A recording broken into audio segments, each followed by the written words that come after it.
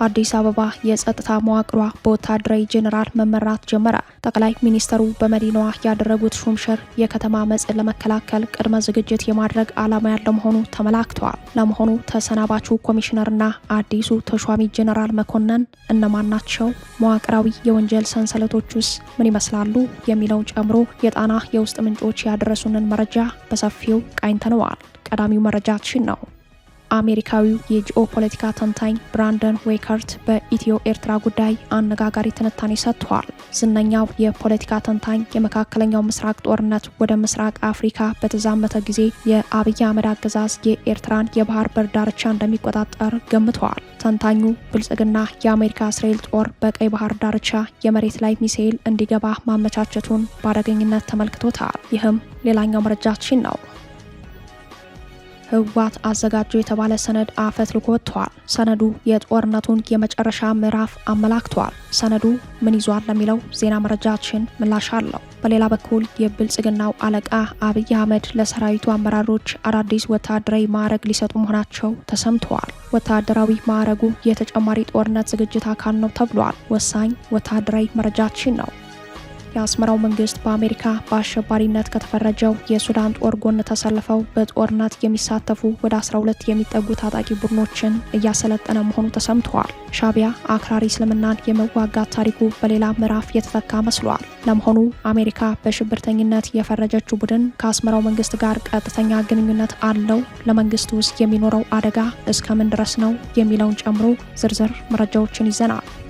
አሜሪካ በኢራኑ ጦርነት በመቶዎች የሚቆጠሩ ወታደሮቿ ጉዳት አስተናግደዋል። ለዚህም ፔንታጎን አዲስ ማረጋገጫ ሰጥቷል። የመካከለኛው ምስራቅ ጦርነት ዛሬም ቀጥሎ 12ኛ ቀኑን ይዟል። ከባዱ ትንቅንቅ 1/5 ነዳጅና ጋዝ የሚተላለፍበት ወሽመጥን ማዕከል አድርጓል። የሆርሙዝ ወሽመጥን የዘጋችው ኢራን ባህር ውስጥ ፈንጂ እያጠመደች ነው። አሜሪካና እስራኤል ዋናውን የጦርነት ሜዳ ወደ ጠባቡ ሰርጥ ስበውታል። ለሰዓቱ የመረጥንላችሁ ቀጠናዊ ትንታኔያችን ነው። ሰላም ጤና ስጥልን ውድ የጣና ቲቪ ተከታታይ ቤተሰቦቻችን፣ አብራችሁን ስትቆዩ እነዚህንና ሌሎች ዝርዝር መረጃዎችን ታደምጣላችሁ። የጣቢያችን የሰዓቱ ዜና መረጃና ዜና ትንታኔዎቻችን እነሆ ተጀምረዋል። እስከ መጨረሻው አብራችሁ እንድትቆዩ አክብሮታዊ ግብዣችን ነው።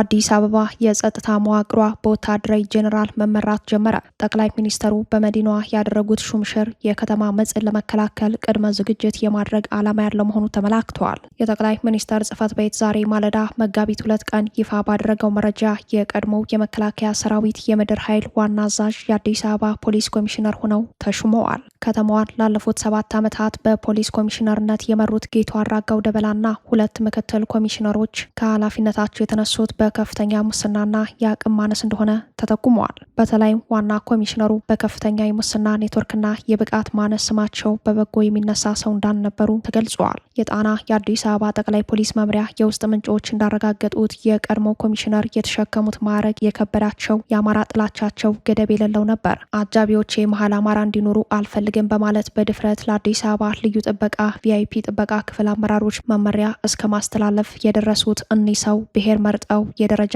እድገትና ማዕረግ እንዲሰጥ የሚያደርጉ ከፖሊሳዊ ስነ ምግባር ያፈነገጡ መዋቅራዊ ዘረኝነትን ያሰረጹ ናቸው ይሏቸዋል። በአዲስ አበባ ከተማ ውስጥ የሚታየው የሰብአዊ መብት ገፈፋ፣ የዜጎች መዋከብ፣ መታገትና መዘረፍ፣ በኤርትራ ተወላጆች ላይ እስርና እንግልት ከዛም አልፎ የገንዘብ ዘረፋ የሚፈጽመው በጥቅሉ በአዲስ አበባ ነዋሪዎች ላይ የሚፈጸሙ የፍትህ መደፍጥጦች ማናቸውም የከተማውን ህዝብ ህይወት ሲኦል ያደረጉትን የግፍ ተግባራት ይመሩ የነበሩት ኮሚሽነር ጌቱ አራጋው ደበላ ለጌቶቻቸው ለአብይ አህመድና በኢትዮጵያ ላይ የነገሰውን የከፋ የግፍ አገዛዝ ላዋለዱት ጥቂት አጋሮቻቸው ታማኝነታቸውን ሲያሳዩ ቢቆዩም በመጨረሻም ከስልጣናቸው ተነስተው እጅግ የቅርብ ወዳጃቸው በሆኑ ሌላኛው የብሔራቸው አጋር ተተክተዋል። በአዲስ አበባ ከተማ ከህግና ከመመሪያ ውጭ የሚታየው ሰፊ የዜጎች እስር የሚፈጸመው ካለ ፍርድ ቤት ትዕዛዝ፣ የመኖሪያ ቤቶችና የግል ድርጅቶች የሚበረብረው ቤቶችና ድርጅቶች ሲበረበሩ እየተለመደ የመጣው ዘረፋ በተለይም ጥሬ ገንዘብ፣ ውድ ጌጣጌጦችና ሌሎች ተንቀሳቃሽ ንብረቶች በብርበራ ስም የሚዘረፉት በተሰናባቹ ኮሚሽነር እውቅና እንደሆነ ምንጮች ለጣና አረጋግጠዋል። በጠቅላይ ፖሊስ መምሪያው የሚፈጸሙ የዘረፋ ኔትወርኮች ከሲቪል እስከ ወታደራዊ ተቋማት፣ ከዲፕሎማት እስከ ባለሀብት፣ ከደላላ እስከ አምባሳደሮች የዘለቀ ነው የሚሉት ምንጮች ተሰናባቹን ኮሚሽነር ጨምሮ ሌሎች ከፍተኛ አመራሮች በከተማዋ የባህል ሀብቶችን እገታ ጨምሮ ትልልቅ ወንጀል ለሚፈጽሙ ለማፊያ ቡድኖች የፖሊስና ወታደራዊ ዩኒፎርሞች፣ የጸጥታ አካላት መታወቂያዎች፣ የጦር መሳሪያዎች፣ የመኪና ታርጋዎች ከዛም አልፎ የህጋዊ ፖሊስና የትራፊክ ፖሊስ ጥበቃና እንክብካቤ እንዲደረግላቸው ያደርጋሉ። ተሰናባቹ ኮሚሽነር ጌቱ አራጋው ደበላ የመከላከያ ሰራዊት ኢንዱስትሪዎች መምሪያ ዋና አዛዥ ከሆኑት ሜጀር ጄኔራል ሙላቱ ጀልዱ ዋቅጅራ፣ ከቀድሞ ከንቲባ ከታከለ ኡማ እንዲሁም ከሌተናል ጄኔራል አስራት ዴኔሮ፣ ከግብርና ሚኒስተሩ አዲሱ አረጋ ቂጤሳና የፌዴራል ፖሊስ ወንጀል መከላከል ቢሮ ኃላፊ ኮሚሽነር መላኩ ፋንታና የመከላከያ ሰራዊት ሎጂስቲክ መምሪያ ምክትል አዛዥ ከሆኑት ሜጀር ጄኔራል ኩመራ ነገሪ ጉደር ጋር በመቀናጀት ሰፊ የዘረፋ ሰንሰለት ዘርግተው እንደነበር የጣና የአዲስ አበባ ጠቅላይ ፖሊስ መምሪያ የውስጥ ምንጮች አረጋግጠዋል። እኒህ ተሰናባች ኮሚሽነር የአማራ ህልውና ትግል ከጀመረ ወዲህ ባለፉት 3 ዓመታት ብቻ ከ1500 በላይ የአማራ ተወላጅ የሆኑ የአዲስ አበባ ፖሊስ ጠቅላይ መምሪያ አባላትን በማንነታቸው ብቻ ምክንያት እየፈጠሩ ከስራቸው እንዳባረሯቸው፣ ለዚህም ዋና ስረ ምክንያቱ ሰውየው ባለቆቻቸው ዘንድ ለመወደድ የሚያደርጉት ጥረት አካል እንደሆነ ምንጮች አክለው ገልጸዋል። የሆነው ሆኖ ንጹሐንን በግፍ ከማሰርና በብርበራ ስም ባለሀብቶችን ከመዝረፍና ከማዘረፍ በላይ የተሻገረ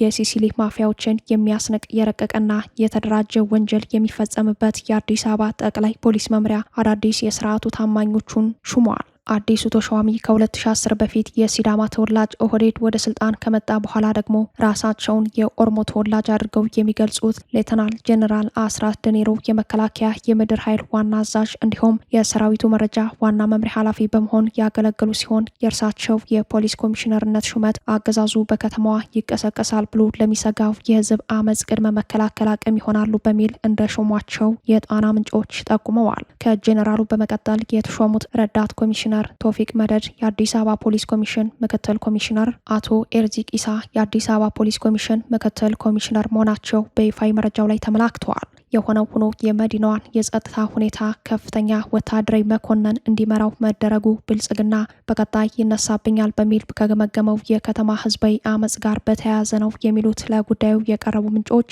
በአዲስ አበባ ፖሊስ ጠቅላይ መምሪያ ያለው የወንጀል ሰንሰለት በራሱ ለህዝብ አመፅ መነሻ መሆኑን በማንሳት የዛሬውን ሹምሽር ጉልቻ ቢቀየር ሲሉ የህዝባዊ እምቢተኝነት አይቀሬነት ጠቁመዋል። በአጠቃላይ በአዲስ አበባ ፖሊስ ኮሚሽን የተፈጸሙና እየተፈጸሙ ያሉ ዘረፋዎች ውስብስብ መዋቅራዊና ፖለቲካዊ ተልዕኮ ያላቸው መሆኑ በመዲናዋ ካለው የኑሮ ውድነት ዘረኛ ስርዓት አኳያ ያደፈጠው ህዝብ መነሳቱ አይቀሬ ነው ባይ ናቸው የጣቢያችን ምንጮች።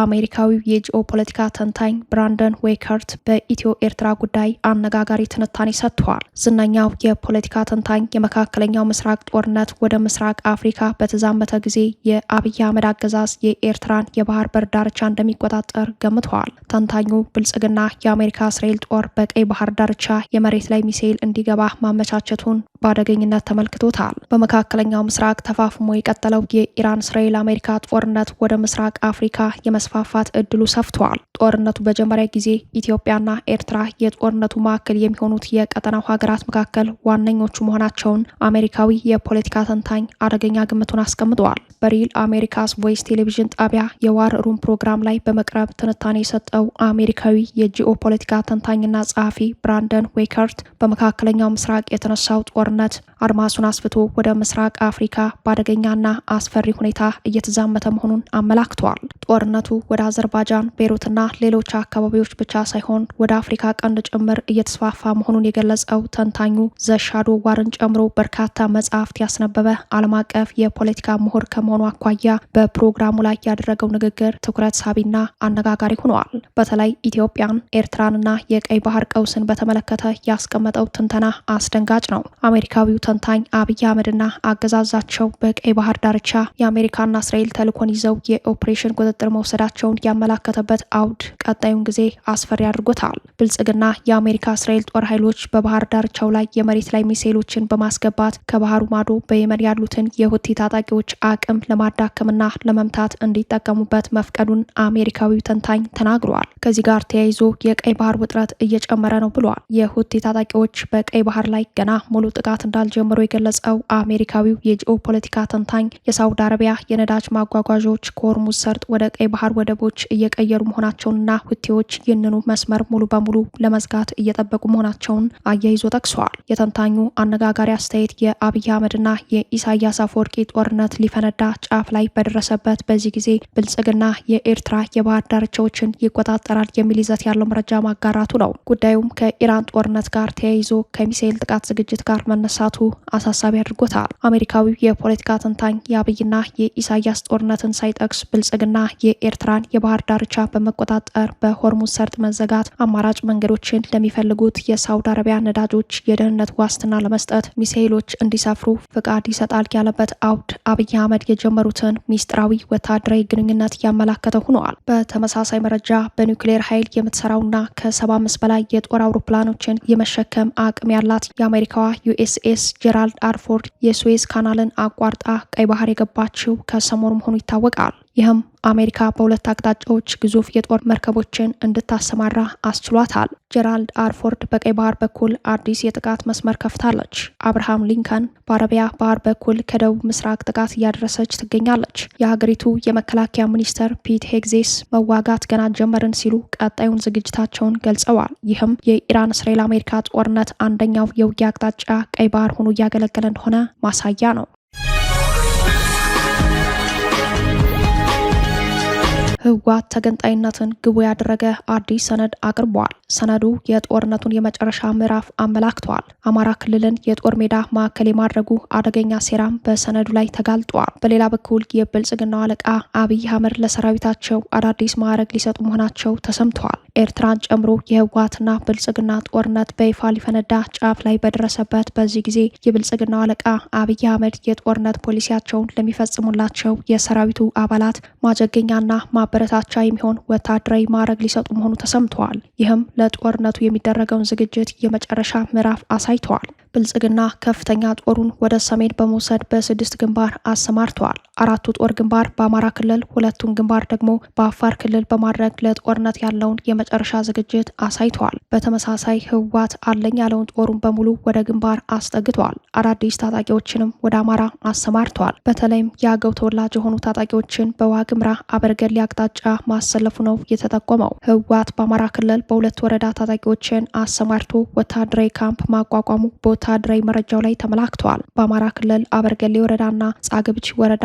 ታጣቂዎችን ያስገባው የአገው ዲሞክራሲያዊ ንቅናቄ በሚል ከተደራጁ ኃይሎች ጋር ቅንጅት በመፍጠር መሆኑ ታውቋል። ታጣቂዎች በአማራ ክልል ካምፕ እንደተቋቋመላቸው ሁሉ በመቀሌ ማስተባበሪያ ቢሮ ተከፍቶላቸዋል። ህወሓት እንዲህ አይነት ወታደራዊ ዝግጅት እያደረገ ያለው ጦር ሜዳውን አማራ ላይ ለማድረግ ካለው እቅድ አንጻር ነው። ከዚህ ጋር ተያይዞ ህወሓት የመጨረሻ ባለው በዚህ ጦርነት የመገንጠል ግቡን ለማሳካት ቆርጦ መነሳቱንና ለዚህ ዝግጅት ስትራቴጂክ መውጫ ባለው ሰነድ ላይ መክሮ አቋም መያዙን ምንጮች ጠቁመዋል። ሰነዱ ለውይይት ቀርቦ የመገንጠል ግቡ የሚሳካበት መንገድ ተንትነዋል። አንደኛው መንገድ ጦር ሜዳውን አማራ ላይ በማድረግ በውስን ኪሳራ ወልቃይትና ራያን ይዞ መገንጠል የሚል ነው። የአማራን የግዛት አንድነትና ውስጣዊ የጥንካሬ አቅም አደጋ ላይ የሚጥሉ የጎንዮሽ ታጣቂዎችን መጠቀም የግቡ ማስፈጸሚያ ስልት ሆኖ እንደተቀመጠ፣ ለዚህም የአገው የቅማንት ወዘተ በሚል ልዩ ልዩ ታጣቂዎችን ለማጠናከር ለግዳጅ ዝግጁ ማድረጉ ተመላክተዋል። ከህወሓትና ብልጽግና ጦር ባለፈ የአስመራው መንግስትም ከፍተኛ ቁጥር ያለው ጦሩን ወደ ድንበር አስጠግተዋል። የኤርትራ ጦር ተከዜ ወንዝን በሚያዋስነው ኦምና ሀጅር በተባለ አካባቢ መጠጋቱን ወታደራዊ ምንጮች ጠቁመዋል። ብልጽግናም ከደቡብ ማዕከላዊ ኢትዮጵያ ከኦሮሞና ቤንሻንጉል ክልሎች ወደ ሰሜን ኢትዮጵያ መጠነ ሰፊ ሜካናይዝድ ጦሩን ማስጠጋቱን ቀጥሏል። የአስመራው መንግስት በአሜሪካ በአሸባሪነት ከተፈረጀው የሱዳን ጦር ጎን ተሰልፈው በጦርነት የሚሳተፉ ወደ 12 የሚጠጉ ታጣቂ ቡድኖችን እያሰለጠነ መሆኑ ተሰምተዋል። በአሜሪካ በሽብርተኝነት ከተፈረጀው የሱዳን ጦር ጋር እንዲህ ያለውን ጥምረት የፈጠረው የኤርትራ መንግስት ትልቅ አደጋ መጥቶበታል። በጉዳዩ ላይ የፖለቲካ ተንታኞችን ምልከታ አካቶ ዘገባውን ያስነበበው ዘ ሱዳን ታይምስ በጀኔራል አብዱል ፈታህ አልቡርሃን ከሚመራው የሱዳን ብሔራዊ ጦር ጎን ተሰልፈው በሱዳን ጦርነት የሚሳተፉ ወደ 12 የሚጠጉ ታጣቂ ቡድኖች በኤርትራ መንግስት እንደሚሰለጥኑና እንደሚታጠቁ አመላክተዋል። ሱዳንን ከግብጽ ኤርትራና ኢትዮጵያ ጋር የሚያዋስነውና በቀይ ባህር ዳርቻ የሚዘልቀው ምስራቃዊ ሱዳን በሱዳን ብሔራዊ ጦርና በፈጥኖ ደራሽ ኃይሉ መካከል በቀጠለው ጦርነት ቁልፍ ስትራቴጂካዊ ስፍራ መሆኑም አደጋው ለኢትዮ ኤርትራ ብቻ ሳይሆን ለመላው የቀጠና ሀገራት ጭምር የሚተርፉ ነዋል። የፖለቲካ ተንታኞችና ጉዳዩን በቅርበት የሚከታተሉ አካላትን አነጋግሮ ይፋ የሆነው ዘገባ የሱዳን ምስራቃዊ ግዛቶች የበርካታ ታጣቂ ቡድኖች መፈልፈያ መሆኑንና ድንበር ተሻጋሪ ለቀጠናዊ ጦርነቶች መነሻ ሊሆኑ ይችላሉ ብለዋል። ኤርትራና ኢትዮጵያ ከዚህ ቀደም ለሱዳን አማጽያንና የትጥቅ ንቅናቄዎች የስልጠና መጠለያ ስፍራ መፍቀድ ከግዛታቸው ተነስተው በሱዳን ላይ ጥቃት እንዲሰነዝሩ ሲያደርጉ ቆይተዋል ሲል የከሰሰው ዘገባው ኤርትራ አሁንም ለታጣቂ ቡድኖች ወታደራዊ ድጋፍ ማድረጓን ገልጸዋል። ሱዳን ታይምስ አንድ የአፍሪካ ቀንድ ቀጠናዊ ተንታኝን ጠቅሶ እንዳሰፈረው ዘገባው በሱዳን እየተካሄደ ባለው የውክልና ጦርነት ሳቢያ የተለያዩ ፍላጎቶች ያሏቸው ታጣቂ ቡድኖች መበራከትና በጎሳዎች መካከል ያለው ጥልቅ የስልጣንና የሀብት ፍክክር ተከትሎ ኤርትራ በርካታ ታጣቂ ቡድኖችን በማሰልጠንና በማስታጠቅ በሱዳን የእርስ በርስ ጦርነት እጇን እንድታስረዝም እድል ፈጥሮላታል ብሏል። ቀጠናው ለውጭ ሀገራት ሽኩቻ በተለይም በኤርትራና በኢትዮጵያ መካከል ላለው ውጥረት ተጋላጭ ሆኗል የሚለው የሱዳን ታይምስ ዘገባ ምስራቃዊ ሱዳን ለቀጠናዊ የኃይል ፍልሚያዎችና የውክልና ጦርነት ምቹ ሜዳ እየሆነ መምጣቱን አመላክተዋል። በጄኔራል አልቡርሃን የሚመራውን የሱዳን ጦር ደግፈው የሚዋጉና በኤርትራ ስልጠናና ትጥቅ እያገኙ እንደሆነ የተነገረላቸው ሁሉም ታጣቂ ቡድኖች የተፈጠሩት የሱዳን የውክልና ጦርነት ከጀመረ በኋላ መሆኑም በዘገባው ላይ ተጠቁመዋል። በኤርትራ መንግስት ወታደራዊ ስልጠናና ትጥቅ ከሚቀርብላቸው ታጣቂ ቡድኖች መካከል የምስራቅ ሱዳን ነጻነት ንቅናቄ፣ የምስራቅ ኮርፐስ፣ የምስራቅ ሱዳን ጋሻ ኃይሎች፣ የፍትህና ልማት ብሔራዊ ንቅናቄ ዋነኞቹ መሆናቸውን ዘገባው አትተዋል። ዘገባው የወጣው የአሜሪካ የሱዳን ሙስሊም ወንድማማቾች ቡድንን በአሸባሪነት መፈረጇ በታወቀበት በዚህ ጊዜ መሆኑ ጉዳዩን ትኩረት ሳቢ አድርጎታል። በተለይም በኤርትራ ይደገፋሉ ከተባሉ አብዛኞቹ ታጣቂ ቡድኖች በሽብርተኝነት ከተፈረጀው የሙስሊም ወንድማማቾች ቡድን ጋር ጥብቅ ቁርኝነት እንዳላቸው መነገሩ ለኤርትራ ያሰጋታል ተብሏል። ኤርትራ በሽብር ከተፈረጀው መሰረቱ የሐሰን አልቱራቢ መረብ ከሆነው የሱዳን ሙስሊም ወንድማማቾች ጋር ግንኙነት ባይኖራትም ከቡድኑ ጋር የሚገናኙ ሌሎች ታጣቂዎችን በአልቡርሃን እውቅና ማሰልጠኗ በስጋት የሚታይ ነው የሚሉት የጉዳዩ ተከታታዮች እንዳሉ ሁሉ የአስመራው መንግስት አክራሪነትን በመታገል ከሱዳን የተነሱ ኃይሎችን እስከ መዋጋት የደረሰ የቀደመ ታሪክ እንዳለው የሚያነሱ ወገኖች አሉ። እኒህ ወገኖች የሙስሊም ወንድማማቾች ቡድን በአስመራው መንግስት በስጋት የሚታይ እንጂ አጋር ተደርጎ የሚታይ አይደለም ይላሉ። በአንድ ግንባር መሰለፋቸው ግን አደጋ እንዳለው ሁሉም ወገኖች ይስማማሉ።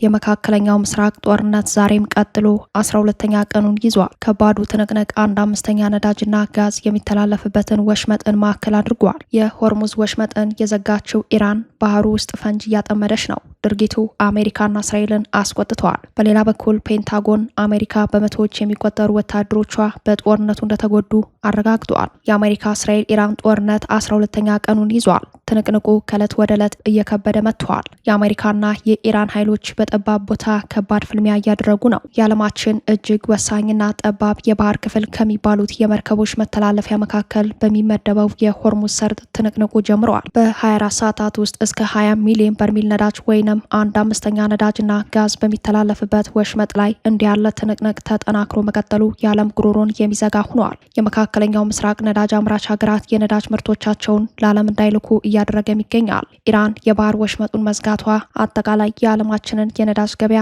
አዛብቶታል። ኢራን አሁንም ይህንኑ የባህር ወሽመጥ መዝጋቷን የበለጠ ለማጠናከር ጸረ መርከብ ፈንጂዎችን በባህሩ ጥልቅ ንጣፍ ላይ እየቀበረች ነው። አሜሪካና እስራኤል ይህንን ቦታ ከኢራን ነጥቀው በእጃቸው በማስገባት የተዘጋው የመርከቦች መተላለፍ በነበረበት እንዲቀጥል ከመፈለጋቸው ጋር ተያይዞ ፍልሚያው ወደ ጠባቡ ሜዳ ተጠግቷል። አሜሪካና እስራኤል በጠባቡ የሆርሙዝ የባህር ወሽመጥ ለመፋለም እየተዘጋጁ ባለበት በዚህ ጊዜ ኢራን ፈንጂ እየቀበረች ትገኛለች። በጉዳዩ ላይ ዘገባ የሰራ ያጋራው CNN ኢራን ፈንጅ ማጥመዷን አረጋግጧል። ዘገባው በአሜሪካ የደህንነት ተቋማት ውስጥ በኃላፊነት ያሉ ያላቸውንና ስማቸው ያልጠቀሳቸው ሰዎች ዋቢ በማድረግ ኢራን በጠባቡ የባህር ሰርጥ የታችኛው ወለል ላይ ጸረ መርከብ ፈንጂዎችን መቅበር ጀምራለች። ይህም ጦርነቱን የበለጠ የሚያወሳስበውና አደገኛ የሚያደርገው ተብሏል። በአሁኑ ሰዓት ወሳኝ የሆነውን የዓለማችን የውሃ ክፍል የሚቆጣጠረው የኢራን አብዮታዊ ዘብ ነው። ይህ ዜና እስከተጠናቀረበት ሰዓት ድረስ እስራኤልና አሜሪካ ሰርጡን በእጃቸው አላስገቡም።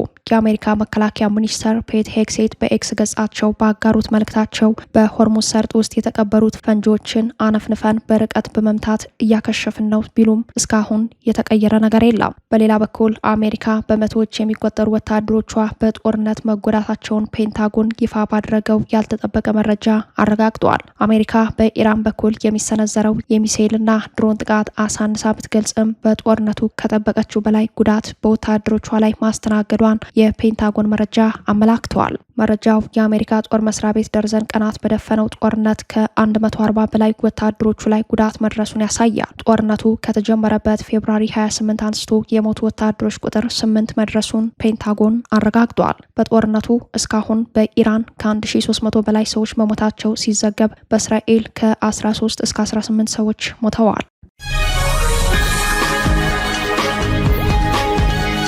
ክቡራትና ክቡራን ቤተሰቦቻችን ለሰዓቱ የተሰናዱት መረጃዎቻችን የተከታተሏችኋችሁን ይመስሉ ነበር። አብራችሁን ስለቆያችሁ ልባዊ ምስጋናችን ይድረሳችሁ እያለን የጣና ቲቪ ወቅታዊ ዜናዎች፣ ትንታኔዎችና ልዩ ልዩ ፕሮግራሞች እንዲደርሷችሁ ቻናላችን ሰብስክራይብ በማድረግ ቤተሰብ ይሁኑ። በተሳትፎ የትግል ሚዲያውን እንዲያጠናክሩ ጥሪያችን እናቀርባለን። ጣና ቲቪ ከሀቅ ጋር